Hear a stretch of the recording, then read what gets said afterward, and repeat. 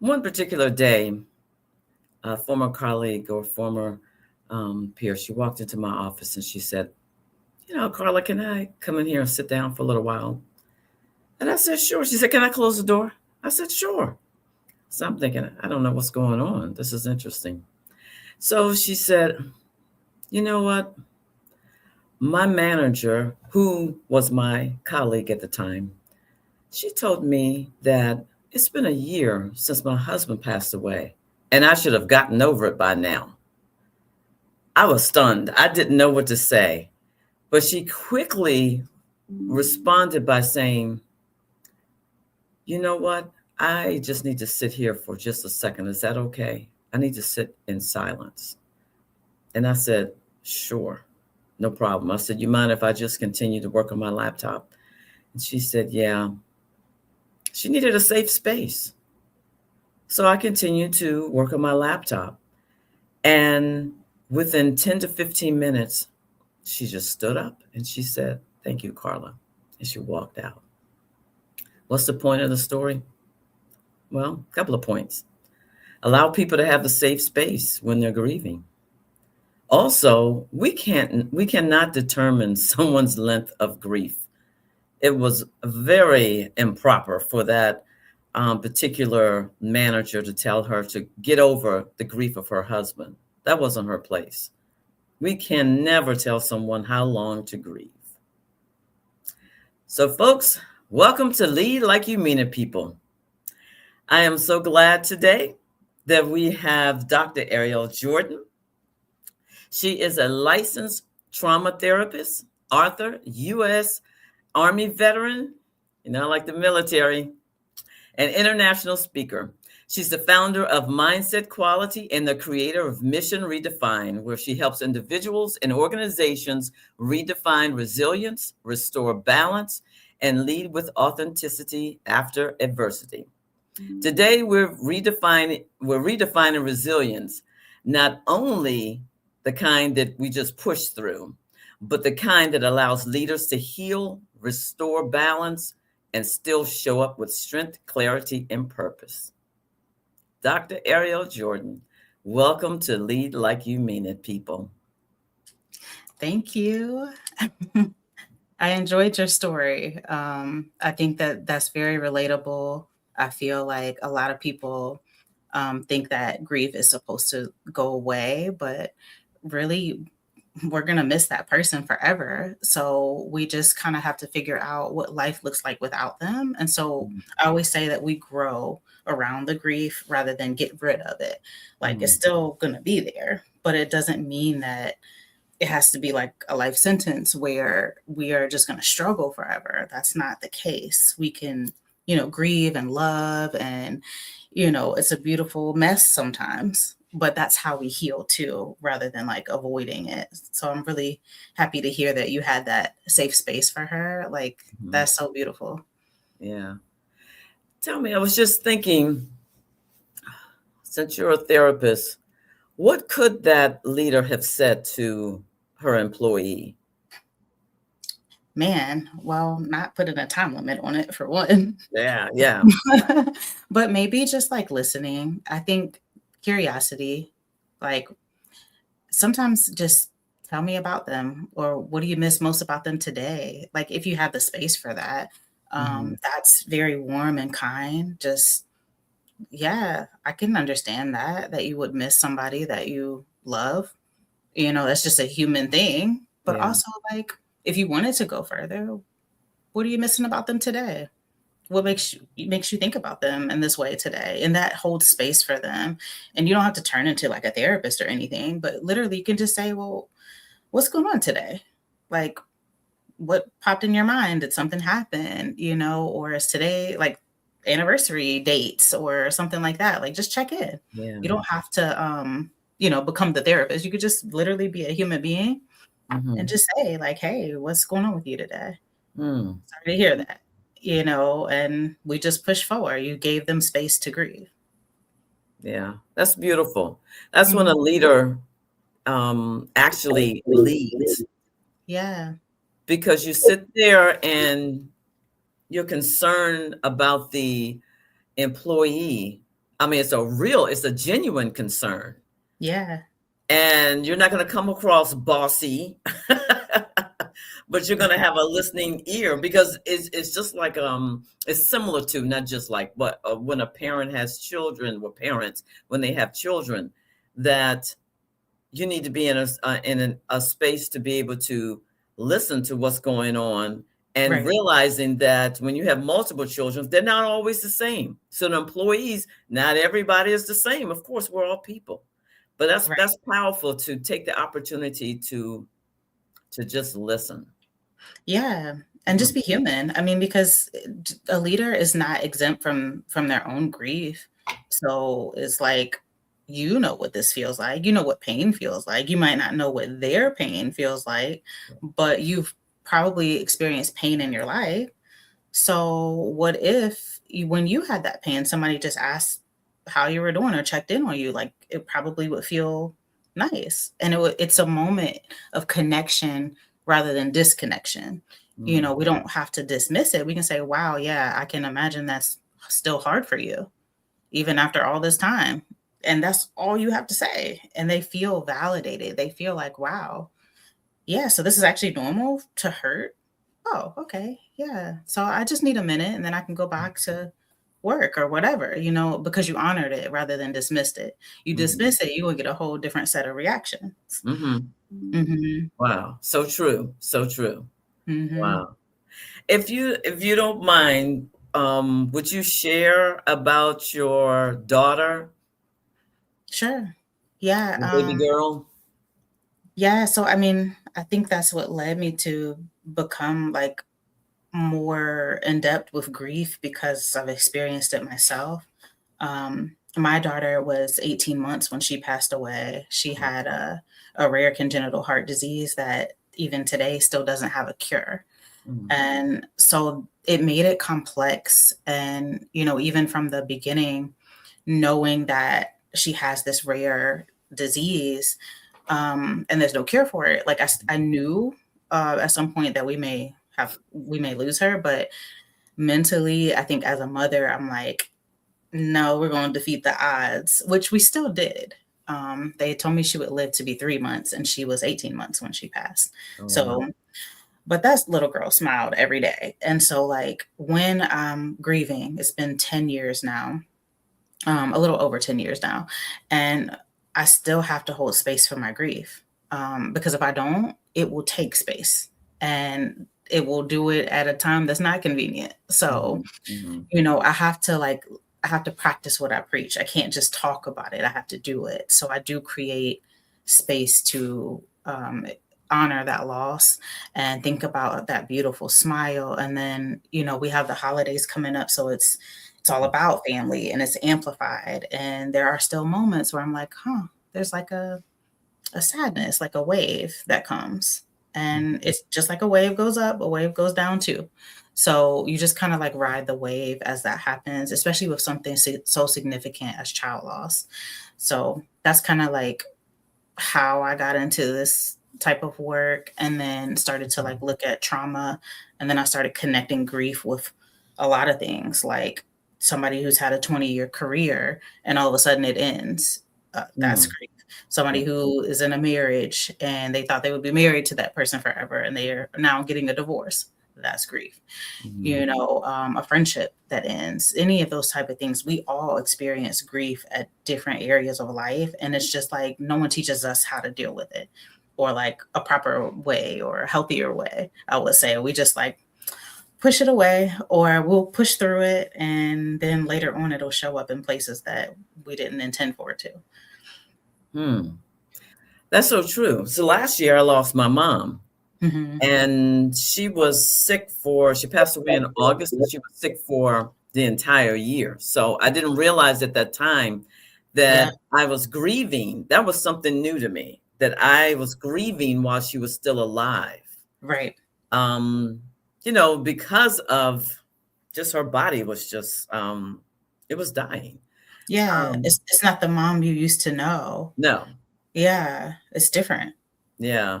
Hmm. It very much is. And I think back at times where just myself and others who I've watched who've lost loved ones. That part that you said earlier about giving them space and listening is so important because Yeah. we want to take care of people. We want to say the right things, but Yep. sometimes we say stupid things. And at least hold them back to let them to be able to talk. Because I remember at one point after my mother died, I just had to talk. I had to talk about everything. I had to just say everything. From cremation. I mean, it was crazy. I was just saying everything. And then after a few weeks, I just stopped. But it was something I had to get it out. But Mm, I appreciate my friends and family for allowing that time right. just to get it out. Yeah. Yeah, absolutely. I think that, I mean, and there's so many different ways. There's no wrong way to grieve. Everybody Mhm. is going to grieve differently. That's just how it works. But I think just being able to show up as you are, Yeah. like there's something really beautiful in that. If I fall apart, then I fall apart. If I hold it together and then I hold it together. But it really is just like what works best for that person and just leaving Mhm. space to figure that out. Like even now, after 10 plus years, I'm still like, okay, is it gonna hit me out of nowhere? Mhm. Did I do the right stuff? Did I, and I'm still checking and I know the things. I'm a therapist, but Mhm. it's still, I'm not exempt from it. Like I still will have it catch me off guard sometimes when I'm like, oh, okay, Mhm. yeah, what is this? And I check in though, and I honor that for myself. Sometimes it's like a sick day where I just need to do the basic needs like eating and drinking water and moving my body. And that's all I got for Mm. that day. Mhm. It doesn't have to linger for weeks, for years, but I have to honor like today, I don't have it. My best today looks like taking care of these basic needs Mhm. and that's a win for me. My best tomorrow might look like doing everything on my to-do list. So it just Yeah. depends. And we have to honor ourselves where we are and hold space for ourselves. And I Mhm. think that's where, like, when we get into like the leadership stuff, I don't think leaders always do that. I think they're like there for everyone else. And it's like, well, wait a minute, what about you? Mhm. Did you check in with yourself? And a lot of times it's like, no, I was so busy. And so people look successful on paper, but they're absolutely cooked on the inside. So I see that a lot. So very true. Well, I Mhm. I, I do want to honor your daughter because I like when you post pictures of her, and you said she had that smile, and I like Yeah, when you post the pictures and she has a smile. It's thank you. adorable. I'm like, that was my girl, Yeah. man. I swear she would just know when to do it too. Like I know they say like when like they're newborn, they just like this is like a facial muscle or something. But I'm like, I don't know. I think she'd be smiling because she knows when to smile. Mm. I don't know, but that brings me joy to think about like all that she went through too, like so Mhm. many like medical procedures and just poking and prodding and so much time in the hospital. Wow. Um, the hospital that we were in most of the time was Boston Children's Hospital, Mhm. and the other hospital was DC Children's. But these hospitals, they do a great job with like making the parent feel like a person. Like Right. I could remember times when like she would be in ICU and there's nothing that I could do, like absolutely nothing that I could do but sit Mm. there and like be sad and look at her. And they would be like, hey, so we got these Red Sox tickets and they were donated. Do you want to go to a game? And I would be like, I can't. I need to stay here and look at her. And they're like, no, you don't. Like, you literally can go to this baseball game and come back and we got her and we have your cell phone number. And again, like forgetting yourself Yeah. because you're so intertwined with what's happening. But it's also okay to take care of yourself, in that moment. And it was really hard to separate that. Mm. That's So wonderful. That's the yeah, side we don't hear about hospitals. right. Right. We hear all the bad things. Yeah. But I mean, there's ups and downs with whatever. But Yeah. I remember those like times where I'm like, wow, they really made me leave and go see a baseball game. And Yeah. I did not want to. Um, there was like a gym across the street that had a free membership if you were there long term. Mhm. They had musical stairs that you walk up. Like Wow. the times when we did get to leave the room, I would have to like have a pole and wheel her IVs around.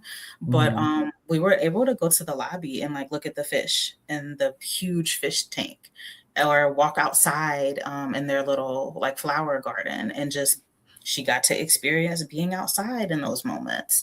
So Wow. it really was like the little moments. And obviously with this situation, you're grieving the whole time too, because you just never Mhm. know when that moment is going to be. And Sure. then there's, the grief and loss that happens when you actually lose them. But then there's the grief of like who that person, who I was like before when she was Mhm. here.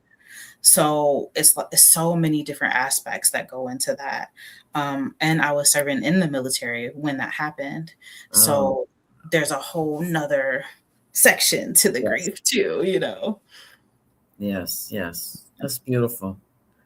So I'll pay extra attention next time when you show her picture like that, because it is adorable. I've seen it. I know at least I I know at least 2 times.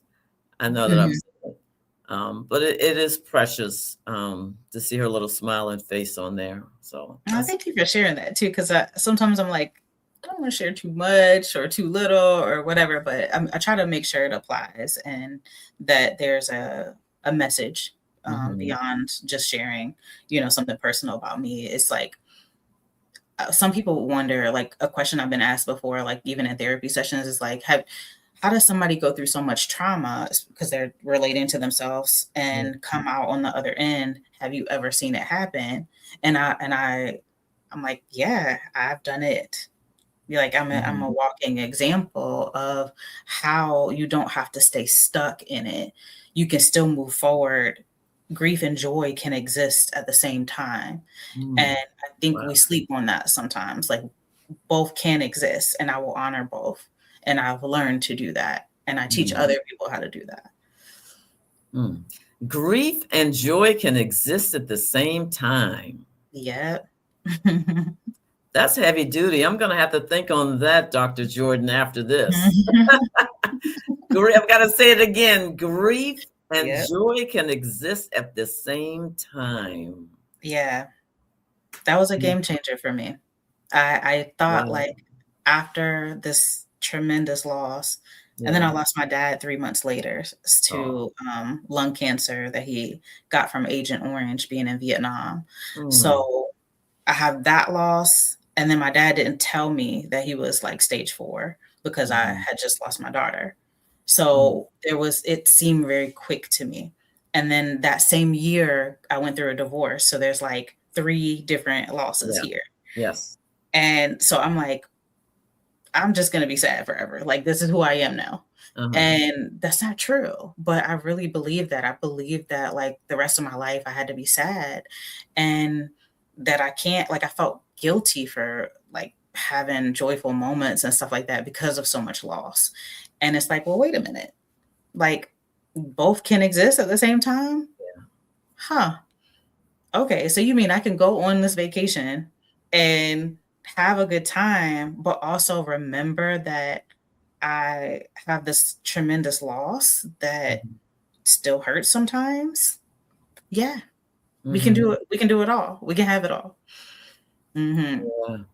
Yeah, I remember like I mentioned, with my mom passing away last year, I'd already had a scheduled vacation to the Virgin Islands with one of my friends. It was the Mhm. month after. And I thought, oh, this is the perfect time. Mhm. We went, and it was this thought of, should I be here? Yeah. Yeah, I should, because I still have to take care of me. Yeah. And then what would they want? Would Yeah. they want us to sit around and be miserable? I doubt that. They probably would want us to like live our best life. Oh, And I think about it that way because, like, my daughter didn't get to live to 2 years old. So, Mhm. like, I gotta live for her. Like, Mhm. she's not here. So I adapted that perspective rather than me dying with her. That Mhm. doesn't Yeah. make that doesn't make sense. Yeah. That's wonderful. Mhm. Okay, since you're a U.S. Army veteran, Yes. again, love the military. I worked for the military for 22 years. Mhm. Talk to me about some of the concerns that, or some of the grief, I would say, that the military members may endure that's different from us civilians.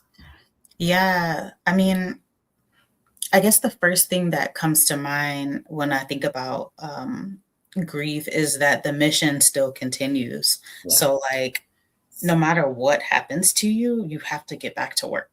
Mhm. And I mean, that's on the civilian side too, but a little bit more urgent on the military side, I would say.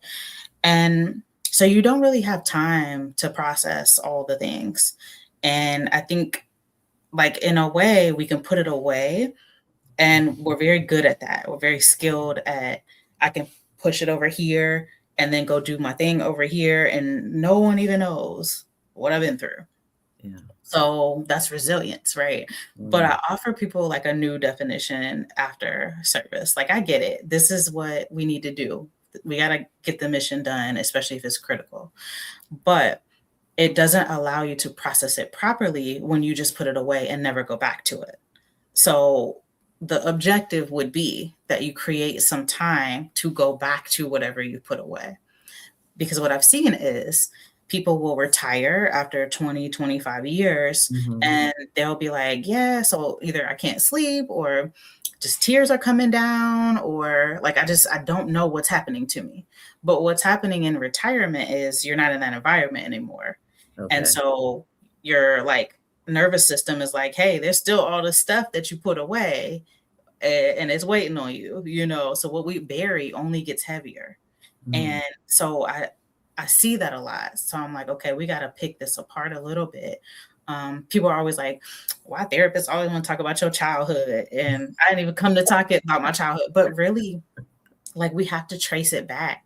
We Yeah. have to trace the trauma back to like what happened to you. We have to know your story. And then once we do, then we help you. And then you're able to live in the present and not have that reaction from something that happened 20 years ago. And Mhm. so it's a strategic process that we have to do, but we have to recognize it first. Like, that's self-awareness is the first thing. And if you're in an environment where you're not like really allowed that self-awareness because you got to go do the mission, Mhm. then you got to learn it. It's a new mission essentially. And so when people get out of the military, I think they start to experience that part where it's like, I'm grieving who I used to be in the service, but also this is hard. Yeah. And sure, there's a couple programs, but like the longevity of those programs, Mhm. not so much. So I still have to figure it out, and then like working with like military entrepreneurs, there's another layer of like, I can do this by myself. And it's like, no, you don't. There's other people like you. Find your people. In the service, you have a battle buddy and you do everything together. You go to the bathroom together, eat together. Like, you better know where your battle buddy's at. But then we get out and we think that life's hardest challenges we got handled by ourselves. No, that doesn't make any sense. We just have to build our tribe again. Hmm. Mhm. Okay, so that reminds me of a time I was on travel, and we have well, on the Navy side, Mhm. um I guess it's called a base, but it's in San Diego. So we had to provide training Mm. for our some of the, I would say most of the members that were there under our command. And I was leading the training. And it was at one particular base. We went to, I'm trying to remember all the details. We went to lunch at this bowling alley. And I'm thinking, Mhm. why would we go to lunch at a bowling alley? They said, Carla, it's good food. I said, okay, we go to lunch, and it was good food.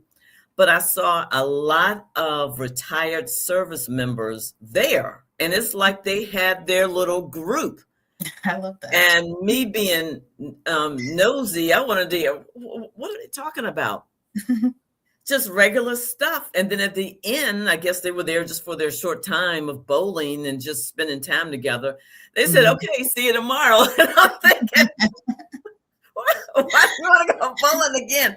But hearing you say this, that was their tribe, and it Mhm. meant something to them. And you could tell that they were knit together as Yeah. a group. That's Yeah. so interesting.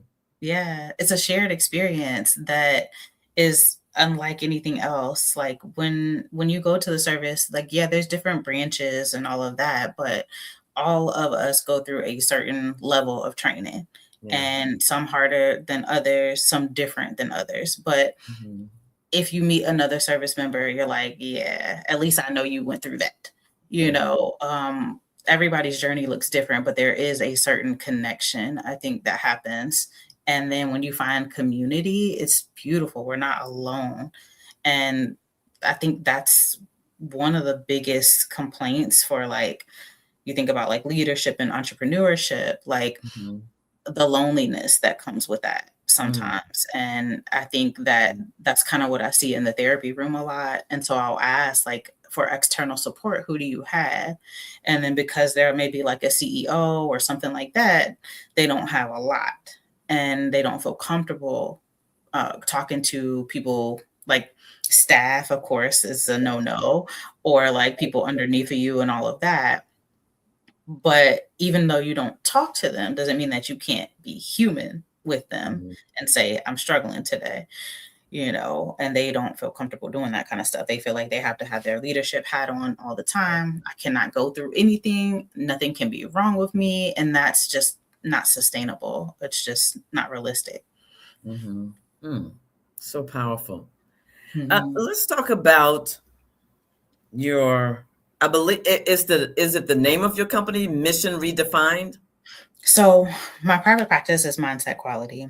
Okay. And that's where I do my mental health therapy. And then I Mhm. created this umbrella called Mission Redefine that Okay. houses everything else, where that's where the trainings are, the retreats, and just anything else mental wellness, speaking engagements, and things like that. The mission is to redefine what resilience actually means Okay. and just offer a new definition. So that's kind of where I came up with Mission Redefine.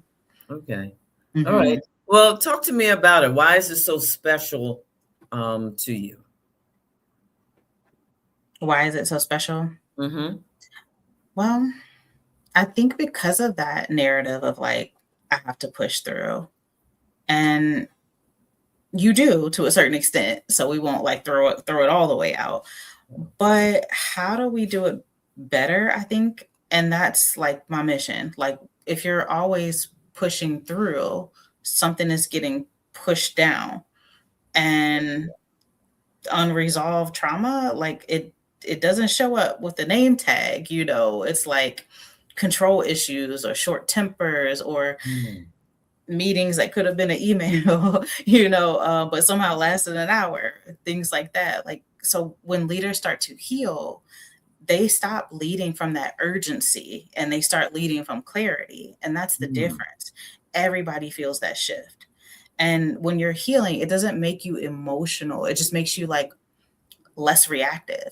So for the leaders that blow up or the leaders that all of a sudden get emotional or later on have to come and apologize because of whatever they said or did, like what if, you know, you had worked on yourself or you had taken a breath, you paused on purpose before you had that conversation. It's Mm-hmm. less reactive. You get some sort of a clarity and then you proceed, you Mm-hmm. know, and so it's a skill.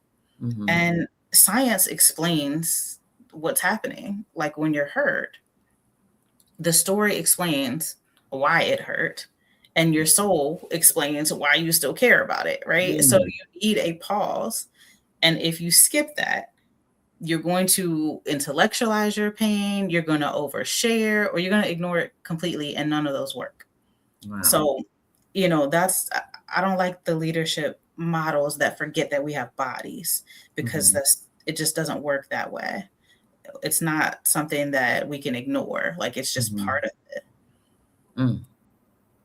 Yeah, I have a therapist, and I meet with her every other month. Mhm. And And I think I shared this on one of the other live shows.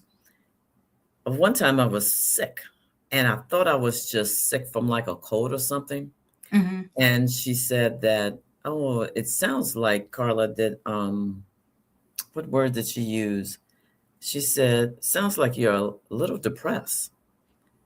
I said, huh? I'm depressed? Because I'm thinking, I'm one of the silliest people ever. And she Yeah. said, sounds like you're a little, just a little depressed. And this is the part she said I really never put too much thought into. She said, what goes on your mind is going to show out in your body. Mhm. I'm thinking, oh, I could just push this stuff away, or, it's not a big deal. But when she said Sure. that, I said, okay, that's what's going on with my body. It's not so much, oh, I've got a cold or a flu or something, Yeah. but it's actually showing up and Yeah. it's coming across in a negative way because whatever's up here is negative. Yeah. Yep. Wow. Yeah. And that's why I Mm, think it has to be strategic and it has to be part of the process, because mhm. if it's not, then we end up neglecting it. Yeah. And we cannot run on fumes. Like, our leadership cannot run on fumes. Right, That right, will make us terrible right. leaders, and so when we start to change that definition of like redefining what resilience actually means, you get Mhm, to create your individual version of that. What mhm, does redefining resilience mean to you at this moment of your life? Because it will always be changing, and we should always level up. We should mm, always level up. So okay. as I'm thinking about this stage of my life, I have to go back and reevaluate what's worked. So what do I have to tolerate, right? Like, I have to tolerate like paying bills, I have to tolerate running my business, things like that are essential. I have to do that.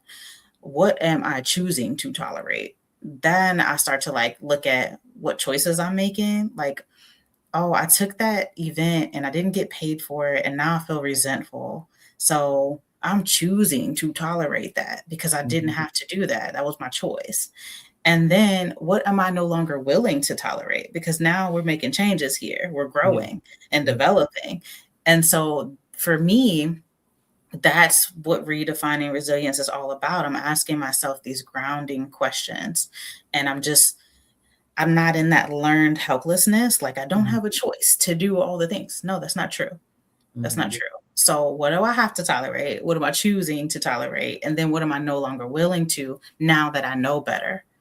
And that's how I think we should think about, like, the strategic movement here of, like, redefining what resilience means to you. Do a self-check. What needs to change? What's not in mhm, alignment anymore? mm. And if we are flexible with that, then I think that's when we see the most growth, and it's beautiful. Wow, that's wonderful. Wonderful. Every leader needs to be able to spend time and listen to this. Let's talk about, well, two things. I saw your little dog. Your little Yeah, dog's having a good time. he he found the throw pillow and was like, "Imma lay here." So Yeah, I'm going to be a part. I'm special as well. And then you have your book. Talk to us a little bit about your book. so my book, behind me is United We Serve, United We Heal, and that is a guide to healing from racial trauma. Mm, So during my time in the service, not all of my time in the service, but a particular unit that I went to, I experienced some of the worst like racism that I ever experienced in my life. wow. And it was terrible. It was so terrible. All of the military is not like that. I Right. never experienced it until I got to Yeah. this particular unit. Um, and it created this fear in me that like no one had my back. These people are supposed to have my back. So there's like betrayal and there's like moral injury. This is not right. And I realized what it did to me over the years, and then also, like, in between that time, losing my daughter and not even getting, like, a card or even, like, not looking for sympathy or anything like that, but even, like, acknowledgement of what I'm struggling with, just the "Where you at? You supposed to be here" type of thing. So I wrote about just a little bit about my story, But then I talked about like how to not let it keep you stuck, because what happened to me was I didn't want to be promoted because I didn't want to be like them. Yeah. And it just created this stuckness in me. Let me do my time and get out. When really I could have excelled and been great and rose above it, but I didn't have the tools that I needed. So my mission with this book was to make sure that other people don't go through that by themselves, and that we name it for what it is. A lot of people don't want to talk about racism like it's a bad word or something, but Mm-hmm. no, it exists and it's Yes. real. Yes. And another thing about like the dismissal, sometimes when you come into military spaces, because of privilege, the idea is when I put this uniform on, everyone's the same. That's not true.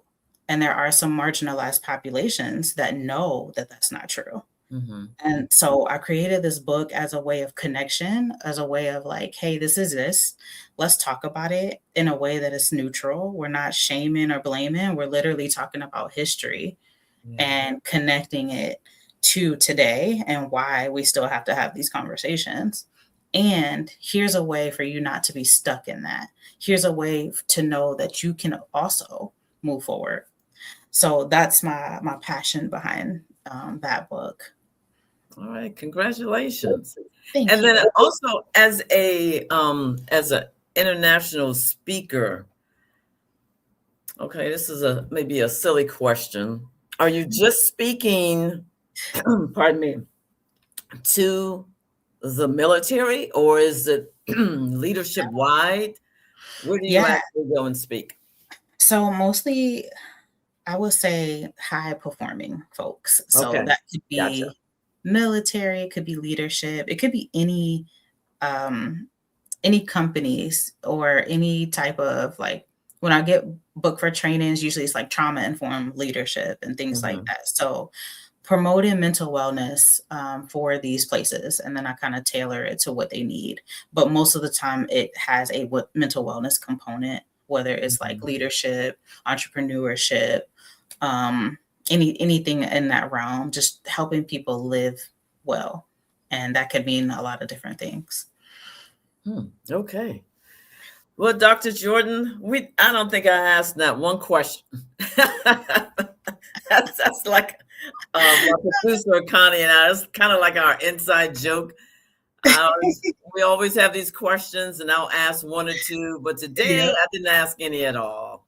It's been wonderful to have you. And thank you for talking about grief. Thank you for sharing about your little smiley, precious girl. Thank And thank you for you. just talking to us on a practical level about grief resilience, because it doesn't need to be over our head. It's something that all of us could just sit and say, you know what? I'm the person who needs the help. And where can I get this help from? Because Yeah. we're, like you said earlier, we're humans. Yeah, Everybody's going to go through this, regardless of your position, regardless of where you work, regardless if you own your own business. We are humans. absolutely. Yeah. Absolutely. Yeah, and thank you for having me as well. All right. Like I said, I deal with like a lot of leadership, and we're doing something meaningful, but Yeah. also we get tired. Yeah. But tired doesn't mean that we're failing. Hmm. So, we are human, and leadership gets better when we stop pretending otherwise. And Hmm. so that's why these conversations are so important. Mm. Well, it's a pleasure having you today. Thank you for having me. I appreciate you. Thank you. Thank you very much. So, thank you all for attending Lead Like You Mean It, people. This is our last one for the year. I tell you, I can't believe it. We started in July. And so it's been then until today. Today is December 17th.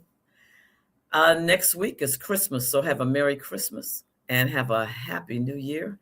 And Lead Like You Mean It, people. We'll see you in January. All right, folks. Have a good one. If I can end it.